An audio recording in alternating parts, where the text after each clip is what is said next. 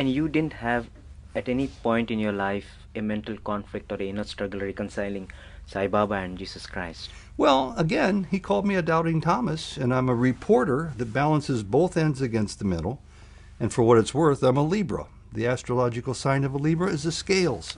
So for forever, I could never be on a jury if my life depended on it. If he was accused of robbing a bank and the evidence was overwhelmingly in favor of convicting him, I couldn't convict him. I'd say, but look at his face. Look at that smile. That's not the smile. He's got love in his eyes. That's not the face That is of the flip of a side of thief. Librans. But Librans also can be very determined. Yeah, and I'd say he's innocent in my book. I could not. So that's the trouble I have with Sai Baba for many, many years because he was such a powerful figure in my life. But it was that Christmas talk that did it. Because I, in effect, came out of the closet in favor of Sai Baba publicly for the world. Because I was a journalist. For many years, I took Sai Baba ring and I put it that way. Because you hold your hand up in front of the cameras, just like I'm doing now. And I didn't want people to ask questions. Where did this green ring come from? Tell me the story behind it.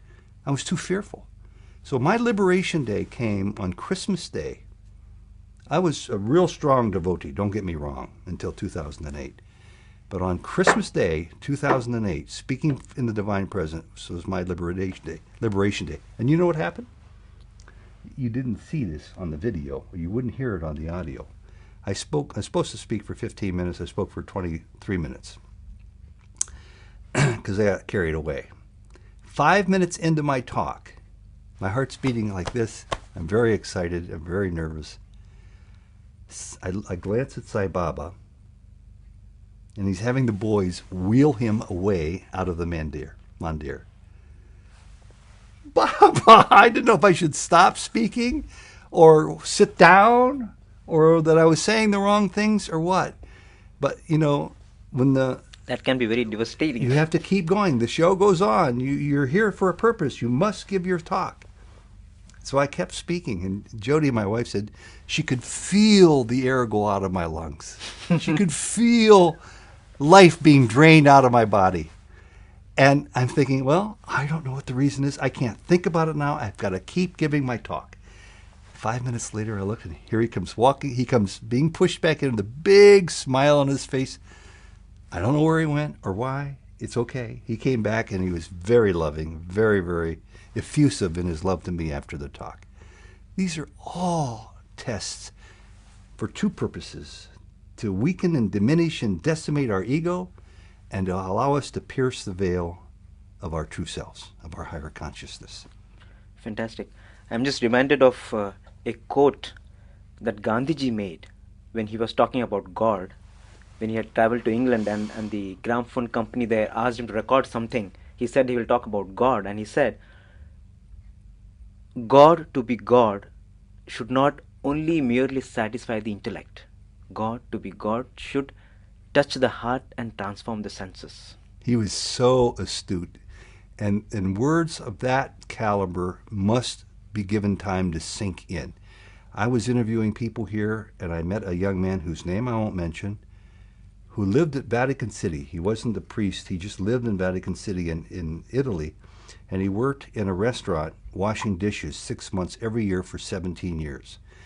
And he made enough money to live on and to save. And for the other 6 months, he lived here at Prashanti Nilayam for 17 years. And I interviewed him. And the sun was going down. It was after darshan. And I wanted to get to the point I knew he was going to tell me. But I didn't know he was going to tell me it so powerfully. He said, Ted, this is such a powerful machine, and it helps you so much get to know Baba. Read his discourses, hear his words, be in study circles. Use this to repeat the name of the Lord as sweet as it is on your tongue. Use this to think about your involvement in seva projects for other. And I did all of that, and it got me nowhere. I didn't know how to reach Baba. And 17 years after I used my head, I finally realized I was at the wrong part. And he went like this, Ted, here's my lesson. Don't think, feel. Don't think, feel. And one last time he said, don't think, feel. And it hit me. I was doing it all wrong. I was using my head. Now, I'm not there yet. No, you and I have a lot in common. We have to use this. It has to be engaged to do our work that Baba wants us to do. But we can get trapped here too much. And if you work hard your whole life, you can't find the lock to open the door to get out of here. And unless you have somebody express it to you, much like this man did to me. Because this is where we must be. And we can only get there with intentional work. We have to be aware of it and work towards getting there. And the blessings of a divine master, the guidance of a divine master, the way he guides us and the way he chisels us. The way he chisels us? Yes. Exactly. Great word. No, he chisels us all the time, and the chiseling hurts. And my opinion is, if you allow the chiseling to go on and allow the hurt to accumulate, one day you'll look back and you'll say, thank you, Baba. Thank you for the chiseling. Without the chiseling, I wouldn't have worked so hard. I want you to share a little more about this chiseling aspect, because I think that is the journey of every devotee who comes to Swami. Mm-hmm. You grow on the spiritual path, and the greatest blessing of having a divine master like Sai Baba is what you would have probably achieved on the spiritual path in, say, 4 or 5 births or 10 births. He just telescopes it. Yeah. And when we hear the experience of every devotee of how they have grown, Mm-hmm. that is a source of inspiration, and that is the touch of the divine master. I want you to share how he has transformed you. Well, again, we're all unique. We're all different from one another, even though we're all one. But in Maya, we're all different. You use the Maya to grow out of the Maya. On the spiritual path, it's very important to realize how we come to Baba, because then once we get to his feet, his divine lotus feet, we can see that we can help one another in their unique journey. 2 examples. Jody was searching for an experience with the divine. Good Catholic, but it wasn't enough. Good student of A Course in Miracles, which is a profound book of Advaita, it wasn't enough. When she picked up the book after she heard of Sai Baba, and this story I've heard many times by Sam Sandweiss, I think she said she got up to page 9, and she absolutely knew Sai Baba was God. She didn't need to read another page or another word. Which was his book? A Psychiatrist, the Holy Man. Holy Man and the Psychiatrist. Yeah. She absolutely knew. I know Sam pretty well, and you know him pretty well, and we all have our edges, and we all have our gifts, and we all have our areas in which we're trying to cope in our growth towards closeness with Swami. That was what I call a seminal work. He was used as a divine instrument in an enormous way.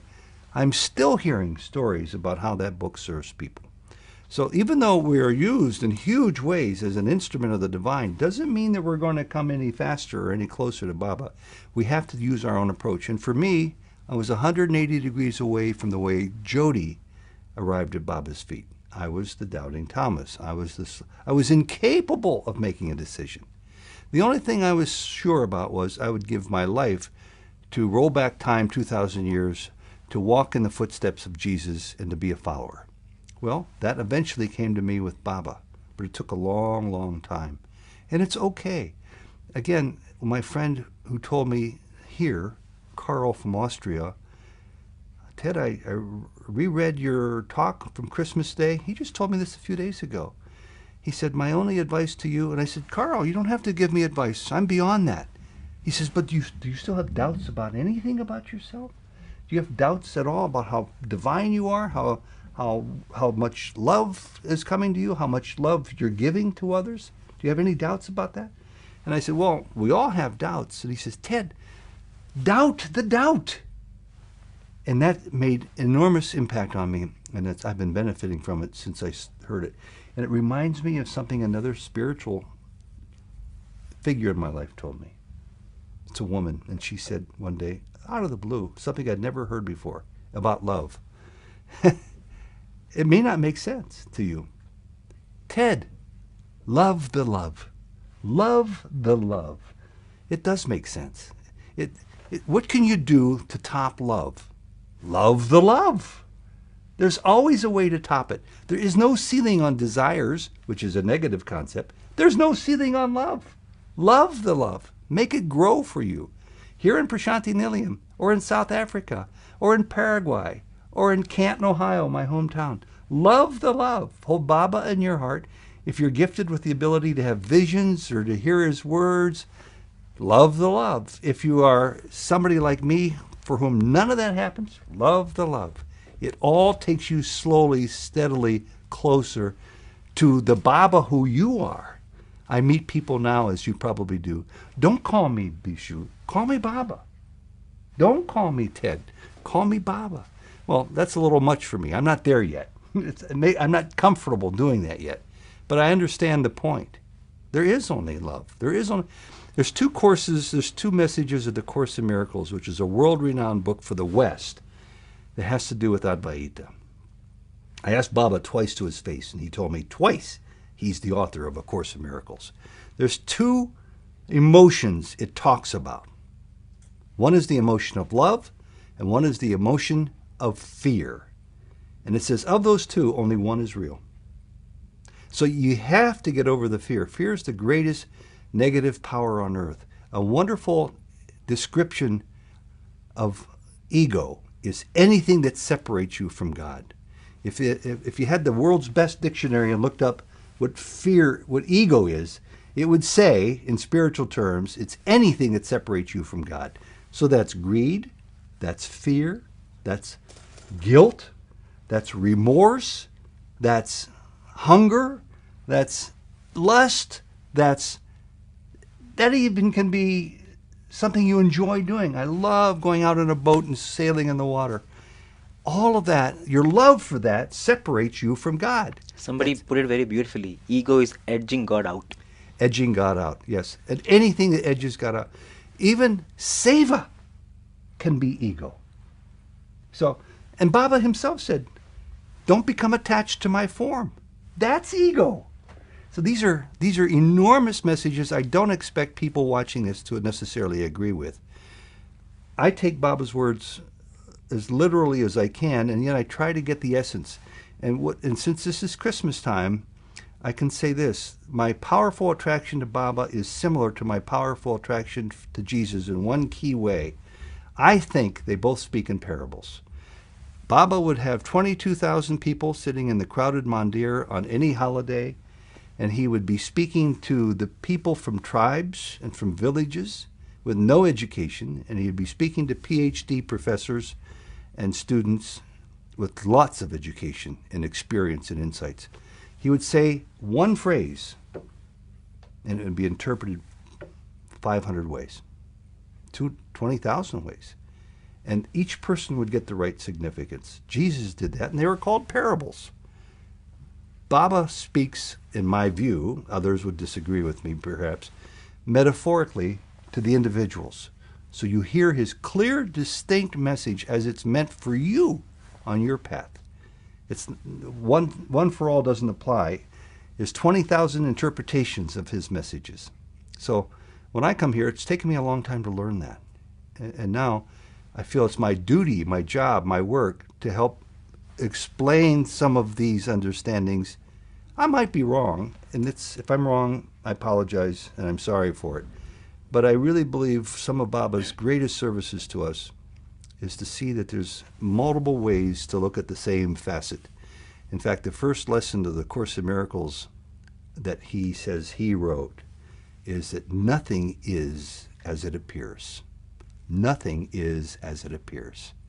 So we have to take to heart the meaning of that phrase, that what you were believed to be truthfulness taught to you by your parents or your uncle or the nuns in the Catholic schools that perhaps you were educated by, which you believe then to be true, it might be a variation of the truth. It might be close to the truth.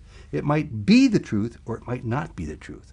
Nothing is as it appears. So keep exploring. Stay in the school of spiritual pursuit. That's what I'm trying to do. Beautiful. As you were mentioning about different dimensions of Swami's discourse, I remember when Swami started speaking, In the early years of his avatarhood, he very clearly mentioned that his discourses are not lectures; they are mixtures. They're mixtures. That's great. Now, I haven't heard that. They're mixtures. They are mixtures. They're not lectures. Because they are, as you said, Yeah. to be taken differently by different people, and as you said, because there is a plethora of different kind of people Yeah. in the audience, and he caters to everyone. And how many thousands of stories are there where people sit in the mandir and they wait hours for Baba to come, and they have a hugely important, pressing issue, maybe life or death, maybe just important about their marriage or whatever, and Baba will give a discourse and speak directly to the issue in that individual's mind. How many stories we have heard? How many stories? Plenty. Yeah.